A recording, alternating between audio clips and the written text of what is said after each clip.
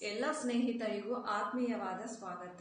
ಇವತ್ತಿನ ವಿಡಿಯೋದಲ್ಲಿ ತುಂಬಾನೇ ಇಂಟ್ರೆಸ್ಟಿಂಗ್ ಆಗಿರೋ ಮಾಹಿತಿ ಇದೆ. ಯಾರು ವಿಡಿಯೋ ಸ್ಕಿಪ್ ಮಾಡದೆ ಪೂರ್ತಿ ವಿಡಿಯೋ ನೋಡಿ. ವಿಡಿಯೋ ಸ್ಕಿಪ್ ಮಾಡೋದ್ರಿಂದ ನಿಮ್ ಮಾಹಿತಿ ಗೊತ್ತಾಗದೇ ಇರ್ಬೋದು. ಯಾರೆಲ್ಲ ನಮ್ಮ ಚಾನೆಲ್ ಸಬ್ಸ್ಕ್ರೈಬ್ ಆಗಿಲ್ಲ, ಫ್ರೀಯಾಗಿ ಸಬ್ಸ್ಕ್ರೈಬ್ ಮಾಡ್ಕೊಳ್ಳಿ. ನಾವು ಹಾಕೋ ವಿಡಿಯೋ ನೋಟಿಫಿಕೇಶನ್ ಫಸ್ಟ್ ನಿಮ್ಗೆ ಬರುತ್ತೆ. ಈ ಮನೆಯಲ್ಲಿ ಯಾವ ವಸ್ತುಗಳನ್ನ ಇಟ್ಕೊಂಡ್ರೆ ತೊಂದರೆ ಆಗುತ್ತೆ, ಯಾವ ವಸ್ತುಗಳನ್ನ ಇಟ್ಕೋಬಾರ್ದು ಅನ್ನೋದನ್ನ ಇವತ್ತು ತಿಳಿಸ್ಕೊಡ್ತೀನಿ. ನಿಮ್ಗೆ ಈ ಮಾಹಿತಿ ಇಷ್ಟ ಆದಲ್ಲಿ ಕೊನೆಯಲ್ಲಿ ಕಮೆಂಟ್ ಮಾಡಿ. ಮನೆಯಲ್ಲಿ ಕೆಲವೊಂದು ವಸ್ತುಗಳನ್ನ ಇಟ್ಕೋಬಾರ್ದು, ಇಟ್ಕೊಂಡ್ರೆ ತುಂಬಾನೇ ತೊಂದರೆ ಆಗತ್ತೆ. ಈಗ ನಾನು ಹೇಳೋ ವಸ್ತುಗಳು ನಿಮ್ಮ ಮನೇಲಿ ಏನಾದ್ರು ಇದ್ರೆ ಅದನ್ನ ದೂರಷ್ಟೇ ತಗೊಂಡೋಗಿ ಇಟ್ಬಿಟ್ಟು ಬಂದ್ಬಿಡಿ. ವಾಸ್ತುಶಾಸ್ತ್ರ ಪ್ರಕಾರ ಹೇಳಿದ್ದಾರೆ, ಹಿರಿಯರು ಹೇಳ್ತಾರೆ ಇಂಥ ವಸ್ತುಗಳನ್ನ ಇಟ್ಕೋಬಾರ್ದು ಅಂತ. ಮನೆಯಲ್ಲಿ ಕೆಲವೊಂದು ವಸ್ತುಗಳನ್ನ ಇಟ್ಕೋಬಾರ್ದು, ಆ ವಸ್ತುಗಳನ್ನ ಏನಾದ್ರು ಇಟ್ಕೊಂಡ್ರೆ ತುಂಬಾನೇ ತೊಂದರೆ ಆಗುತ್ತೆ ಅಂತ ಹೇಳ್ತಾರೆ. ಈಗ ನಾನು ಹೇಳೋ ವಸ್ತುಗಳು ನಿಮ್ಮ ಮನೇಲಿ ಏನಾದ್ರು ಇದ್ರೆ ಅದನ್ನ ದೂರಷ್ಟೇ ತಗೊಂಡೋಗಿ ಇಟ್ಬಿಡಿ. ವಾಸ್ತುಶಾಸ್ತ್ರದಲ್ಲೂ ಹೇಳ್ತಾರೆ, ಹಿರಿಯರು ಹೇಳ್ತಾರೆ ಇಂಥ ವಸ್ತುಗಳನ್ನ ಇಟ್ಕೋಬಾರ್ದು ಅಂತ. ಏನಾದ್ರೂ ಅಂತ ವಸ್ತುಗಳನ್ನ ಇಟ್ಕೊಂಡ್ರೆ ತುಂಬಾನೇ ತೊಂದರೆ ಆಗುತ್ತೆ. ಮೊದಲನೆಯ ವಸ್ತು ಕನ್ನಡಿ. ಒಡೆದ ಕನ್ನಡಿ. ಯಾವುದೇ ಕಾರಣಕ್ಕೂ ಒಡೆದ ಕನ್ನಡಿನ ಇಟ್ಕೊಳ್ಳೋ ಹೋಗ್ಬೇಡಿ. ಒಡೆದೋಗಿರೋ ಕನ್ನಡಿಲಿ ಮುಖನ ನೋಡ್ಕೊಳ್ಳೋದು, ಅಲಂಕಾರ ಮಾಡ್ಕೊಳ್ಳೋದು ಆ ತರ ಎಲ್ಲ ಮಾಡ್ಬೇಡಿ. ಸ್ವಲ್ಪ ಸ್ಕ್ರಾಚ್ ಆಗಿದೆ ಏನಾಗಲ್ಲ ಅಂತ ನೀವು ಅನ್ಕೊಂಡು ಇಟ್ಕೊಂಡ್ರೆ ಅದು ತುಂಬಾನೇ ತೊಂದರೆ ಆಗತ್ತೆ. ದೂರಷ್ಟೇ ತಗೊಂಡೋಗಿ ಇಟ್ಬಿಡಿ. ಎರಡನೆಯ ವಸ್ತು ಭಿನ್ನವಾಗಿರೋ ವಿಗ್ರಹ. ಒಡೆದ ಗೊಂಬೆಗಳು. ಯಾವುದೇ ಕಾರಣಕ್ಕೂ ಭಿನ್ನವಾಗಿರೋ ವಿಗ್ರಹಗಳನ್ನ ಪೂಜಾ ಮಂದಿರದಲ್ಲಿ ಇಡಬೇಡಿ. ಸ್ವಲ್ಪ ಸ್ಕ್ರಾಚ್ ಆಗಿದೆ ಏನೂ ಆಗಲ್ಲ ಅಂತ ನೀವು ಇಟ್ಟಿದ್ರೆ ಅದು ತುಂಬಾನೇ ತಪ್ಪು, ತುಂಬಾ ತೊಂದರೆ ಆಗತ್ತೆ. ಹರಿಯೋ ನೀರಿಗೆ ವಿಗ್ರಹ ಭಿನ್ನವಾಗಿದ್ರೆ ಅದನ್ನ ಬಿಟ್ಬಿಡಿ. ಶೋಕೇಸ್ ನಲ್ಲಿ ಒಡೆದ ಗೊಂಬೆಗಳು ಯಾವುದೇ ಕಾರಣಕ್ಕೂ ಇಡಕ್ ಹೋಗ್ಬೇಡಿ. ಮನೆಯಲ್ಲಿ ಒಡೆದ ಗೊಂಬೆಗಳನ್ನೆಲ್ಲ ಇಡಕ್ ಹೋಗ್ಬೇಡಿ, ಅದನ್ನ ದೂರಷ್ಟೇ ತಗೊಂಡೋಗಿ ಹಾಕ್ಬಿಡಿ. ಮೂರನೆಯ ವಸ್ತು ಹಳೆ ಫೋಟೋ. ಹಳೆ ಫೋಟೋ ಏನಾದ್ರೂ ನಿಮ್ ಮನೇಲಿ ಇದ್ರೆ ಯಾವುದೇ ಕಾರಣಕ್ಕೂ ಅದನ್ನ ಇಡಕ್ ಹೋಗ್ಬೇಡಿ. ನಮ್ ತಂದೆ ಕೊಟ್ಟಿರೋದು, ನಮ್ ತಾತ ಕೊಟ್ಟಿರೋದು ಅಂತ ನೀವೇನಾದ್ರೂ ಹಳೆ ಫೋಟೋ ಇಟ್ಟಿದ್ರೆ ಆ ಫೋಟೋ ಚಿತ್ರಪಟ ಕಪ್ಪಗಾಗಿದ್ರೆ ಯಾವುದೇ ಕಾರಣಕ್ಕೂ ಅಂತ ಫೋಟೋಗಳನ್ನ ಇಡಬೇಡಿ.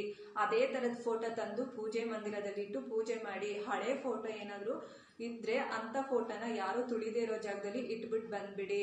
ಏನಾದ್ರೂ ನೀವು ಹಳೆ ಫೋಟೋನ ಇಟ್ಕೊಂಡ್ರೆ ತುಂಬಾನೇ ತೊಂದರೆ ಆಗತ್ತೆ. ನಾಲ್ಕನೆಯ ವಸ್ತು ಕೂದಲು. ಮಹಿಳೆಯರು ತಲೆ ಕೂದಲು ಬಾಚಿ ಕವರ್ಗೆ ಹಾಕಿ ಕೂಡಿಡ್ತಾರೆ. ಕವರ್ಗೆ ಹಾಕಿ ಕೂಡಿಟ್ಟಿರೋ ಕೂದಲನ್ನ ಕೊಟ್ಟು ಸಾಮಾನ್ ತಗೋಬಹುದು ಅಂತ ಆ ರೀತಿ ಮಾಡ್ತಾರೆ. ಆದ್ರೆ ಯಾವುದೇ ಕಾರಣಕ್ಕೂ ಕೂದಲನ್ನ ಕೂಡಿಡಬಾರ್ದು. ಯಾವುದೇ ಕಾರಣಕ್ಕೂ ಕೂದಲು ಉಗುರು ಮನೆ ಒಳಗಡೆ ಇಡಬಾರ್ದು, ತುಂಬಾನೇ ತೊಂದ್ರೆ. ಕೂದಲು ಕೂಡಿಟ್ಟು ತಗೊಳೋದ್ರಿಂದ ತಪ್ಪೇನಿಲ್ಲ, ಆದ್ರೆ ಮನೆ ಒಳಗಡೆ ಕೂದಲನ್ನ ಇಡಕ್ ಹೋಗ್ಬೇಡಿ. ಅಲ್ಲಿ ಪೊರ್ಕೆ ಮೊರ ಇಡಬಾರ್ದು. ಪೊರ್ಕೆ ಲಕ್ಷ್ಮಿ ಸಮಾನ. ಸ್ನಾನ ಮಾಡಿದ ನೀರು ಪೊರ್ಕೆಗೆ ಹಾರಬಾರ್ದು.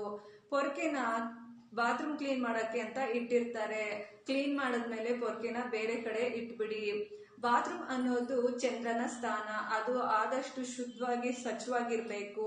ಅಲ್ಲಿ ಪೇಪರ್ಗಳು, ಶಾಂಪೂ ಪೇಪರು, ಸೋಪು ಪೇಪರು ಎಲ್ಲ ಇಡೋದು, ರಾಶಿ ರಾಶಿ ಬಟ್ಟೆಗಳನ್ನ ಇಡೋದು ಆ ರೀತಿ ಮಾಡಬಾರ್ದು.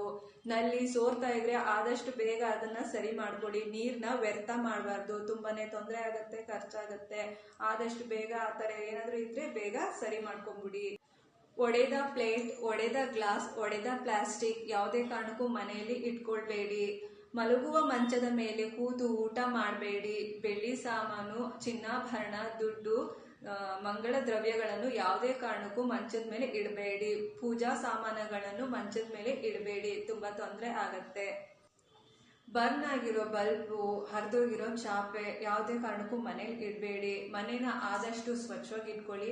ದುಂಬೆ ಏನಾದ್ರು ಇತ್ತು ಅಂದ್ರೆ ಆದಷ್ಟು ಬೇಗ ಅದನ್ನ ಒಡೆದು ಕ್ಲೀನ್ ಮಾಡ್ಕೊಳ್ಳಿ. ದುಂಬು ವಾರಕ್ಕೊಮ್ಮೆ ಆದ್ರೂ ಕ್ಲೀನ್ ಮಾಡಿ. ದುಂಬೆ ಏನಾದ್ರು ಜಾಸ್ತಿ ಆಯ್ತು ಅಂದ್ರೆ ಖರ್ಚು ಜಾಸ್ತಿ ಆಗತ್ತೆ. ಮನೆಯಲ್ಲಿ ರಾತ್ರಿ ಹೊತ್ತು ಪಾತ್ರೆಗಳನ್ನ ಹಾಗೆ ಇಡಬೇಡಿ. ಪಾತ್ರೆಗಳನ್ನ ಕ್ಲೀನ್ ಮಾಡ್ಬಿಡಿ. ಒಡೆದ ಗಡಿಯಾರ, ವಾಚು, ನಿಂತೋಗಿರೋ ಗಡಿಯಾರ ಯಾವುದೇ ಕಾರಣಕ್ಕೂ ಹಾಗೆ ಇಡಬೇಡಿ. ಅದನ್ನ ಆದಷ್ಟು ಬೇಗ ಸರಿ ಮಾಡ್ಕೊಳ್ಳಿ. ಈ ಮಾಹಿತಿ ನಿಮ್ಗೆ ಇಷ್ಟ ಆದಲ್ಲಿ ಕಮೆಂಟ್ ಮಾಡಿ. ನನ್ಗೆ ಗೊತ್ತಿರೋ ಮಾಹಿತಿನ ನಿಮ್ಗೆ ತಿಳಿಸ್ಕೊಟ್ಟಿದ್ದೀನಿ. ನಿಮ್ಗೆ ಇಷ್ಟ ಆದ್ರೆ ಕಮೆಂಟ್ ಮಾಡಿ. ಮತ್ತೆ ನಮ್ಮ ಚಾನಲ್ ಯಾರೆಲ್ಲ ಸಬ್ಸ್ಕ್ರೈಬ್ ಮಾಡ್ಕೊಂಡಿಲ್ಲ ಅವರು ಫ್ರೀಯಾಗಿ ಸಬ್ಸ್ಕ್ರೈಬ್ ಮಾಡ್ಕೊಳ್ಳಿ. ಧನ್ಯವಾದಗಳು ಫ್ರೆಂಡ್ಸ್.